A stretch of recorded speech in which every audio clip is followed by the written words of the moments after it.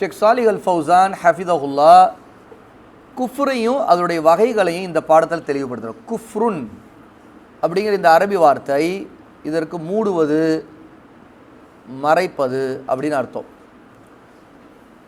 ஷரியாவில் இஸ்லாமிய வழக்கத்தில் குஃப்ருங்கிறது ஈமானுக்கு எதிரான வார்த்தை. ஈமானும் குஃப்ரும் ஒன்றுக்கு ஒன்று எதிரானது. அதனால் ஒருத்தர் அல்லாஹ்வையும் அவருடைய நபிமார்களையும் ஈமான் கொள்ளாமல் இருப்பதே குஃப்ரு தான். அப்போ ஒருத்தர் அல்லாஹ்வை ஈமான் கொள்ள, நபிமார்கள் ஈமான் கொள்ள, வேதத்தை ஈமான் கொள்ள, இப்படி இதில் அல்லாஹ் நம்பிக்கை கொள்ளும்படி சொல்லியிருக்கிறானோ, கட்டாயமாக்கியிருக்கானோ, அந்த விஷயங்கள்லாம் நம்பிக்கை மறுப்பது குஃபுர். அப்போ இதான் இஸ்லாமிய வழக்கத்தில் குஃப்ருனா அல்லாஹுவை நம்பிக்கை கொள்வது, அவன் நம்பிக்கை கொள்ளும்படி சொல்லியிருக்கிற விஷயங்கள், இதன் மீதான ஈமானுக்கு எதிராக ஒருவர் நின்றால் அது குஃபுர்.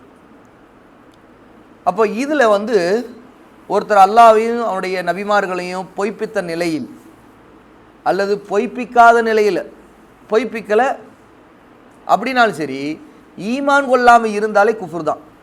ஒருத்தருக்கு தெரியுது அல்லாஹ் உண்மையான இறைவன் அப்படின்னு, அவர் பொய்ப்பிக்கிறார், ஆனால் மறைக்கிறார், அதாவது பொய்ன்னு சொல்கிறார், ஏற்றுக்க மறுக்கிறார், அசத்தியங்கிறார், அது குஃபுர் தான்.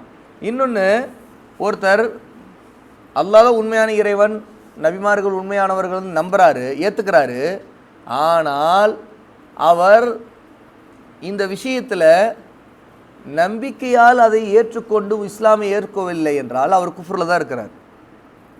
அப்போது ஒருத்தர் பொய்ப்பித்த நிலையில் இருந்தாலும் சரி, பொய்ப்பிக்காவிட்டாலும் சரி, வாய் திறந்து பொய்ப்பிக்கலை அப்படின்னு சொல்லாவிட்டாலும் அவர் குஃப்ரில் தான் இருக்கார்.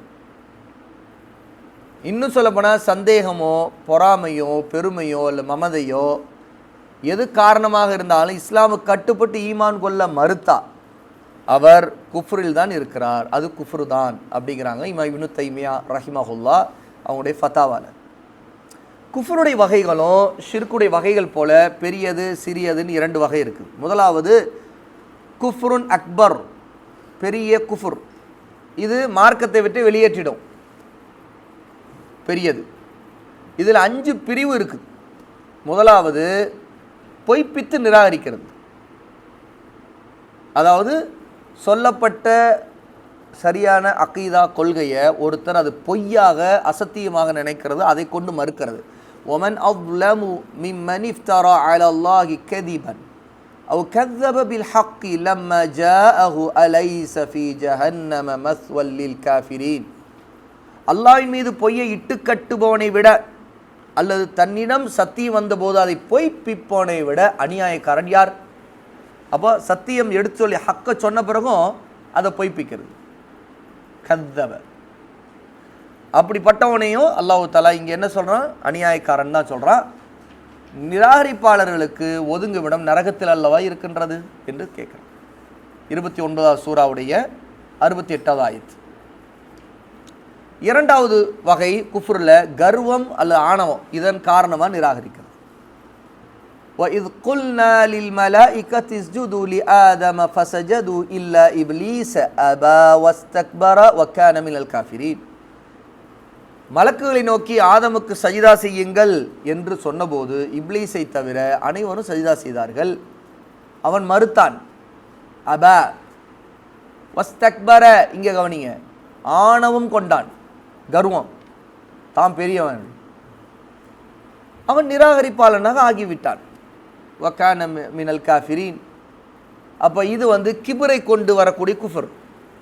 இப்லீஸ் தான் இதுக்கு சிறந்த உதாரணம். இப்லீஸ் ஒரு காஃபிர் தான், அவன் அல்லாஹ் ஈமான் கொண்டு தான் இருந்தான், அல்லாஹ் வணங்கக்கூடியவனாகவும் இருந்தான்.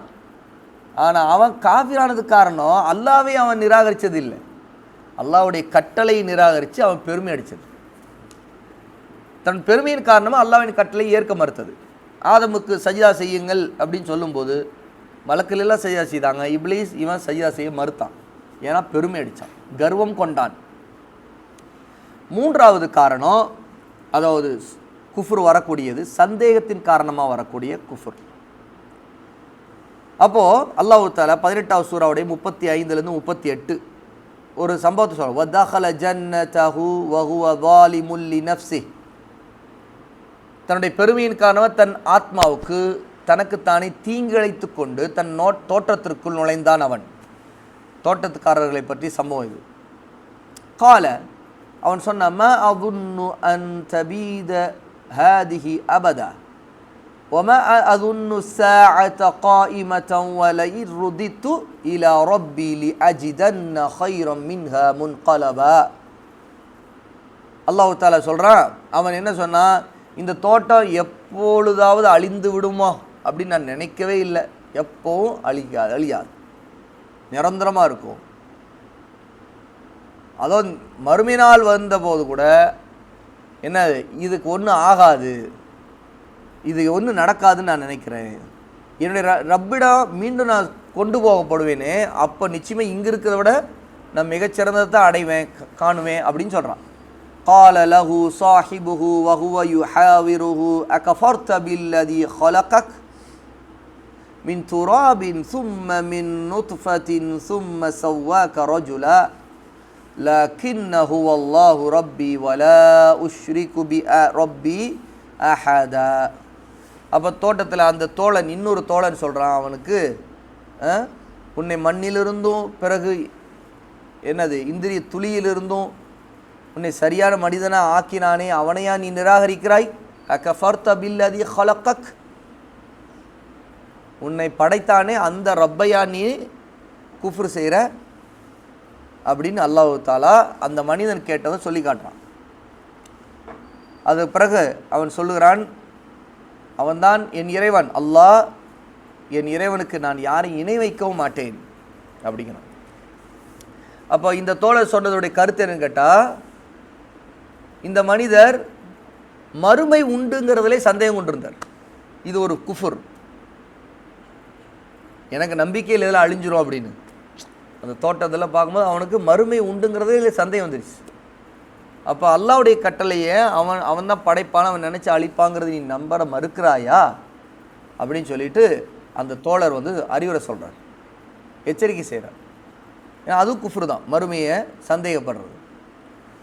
நான்காவது புறக்கணித்து நிராகரிக்கிறது. வல்லதீன கஃபரு அம்மா உந்திரு முஅரிதூன், 46வது சூராவுடைய 3வது ஆயத். நிராகரிப்பாளர்களோ காஃபிர்கள், அதாவது தங்களுக்கு அச்சமூட்டி எச்சரிக்கை செய்யப்பட்டிருப்பதை புறக்கணிக்கிறவர்களாக இருக்கிறார்கள். மறுமையை புறக்கணிக்கிறது, நபியை புறக்கணிக்கிறது, அல்லாஹ்வுடைய கட்டளைகளை சட்டங்களை ஏற்க மறுப்பது, இது குஃப்ர் தான். அல்லாஹ்வுடைய கட்டளைகளை சட்டங்களை புறக்கணிக்கிறது, இதை நான் ஏற்றுக்க மாட்டேன், நான் எல்லாம் சரி ஏற்றுக்கிறேன், ஆனால் இதை ஏற்றுக்க மாட்டேன், இது அல்லாஹ்வே சொன்னாலும் நான் ஏற்றுக்க மாட்டேன், தெளிவாக இது குஃப்ர். ஜக்காத்துடைய கடமை இருந்தது, அல்லாஹ் இறக்கி இருக்கிறான். அபூபக்கர் ரலியல்லாஹு அவங்களுடைய ஆட்சி காலத்தில் ஒரு சாரார் ஜக்காத் கொடுக்க மாட்டேன்னு கிராமவாசிகள் புறக்கணித்தாங்க. அல்லாஹ்வுடைய கட்டளையாக இருந்தாலும் இதை நான் ஜக்காத்தை ஏற்றுக்க மாட்டேன் அப்படின்னு சொன்னாங்க. அப்போ அபூபக்கர் ரலியல்லாஹு அன்ஹு அவங்கள காஃபிர்கள் தான் அப்படின்னு முடிவு செய்து அவங்களுக்கு எதிராக போர் புரிஞ்சாங்க. முஸ்லீம்கள் மீது போர் புரியக்கூடாதுல்ல, காஃபிர்கள் மீது போர் புரிஞ்சாங்க. அப்போது இதையும் நம்ம அங்கே பார்க்குறோம். அப்போ இதெல்லாம் குஃப்ருனால தான், அவங்க குஃப்ரில் விழுந்துட்டாங்கன்னு சொன்னதுனால தான் அவங்களுக்கு எதிராக போர் புரிய வேண்டிய கட்டாயம் வந்துச்சு. 5வது வகை நிஃபாக், நயவஞ்சகத்தால் நிராகரிக்கிறது. இது குஃப்ரிலேயே நிஃபாக்கோடு இருக்கிறது.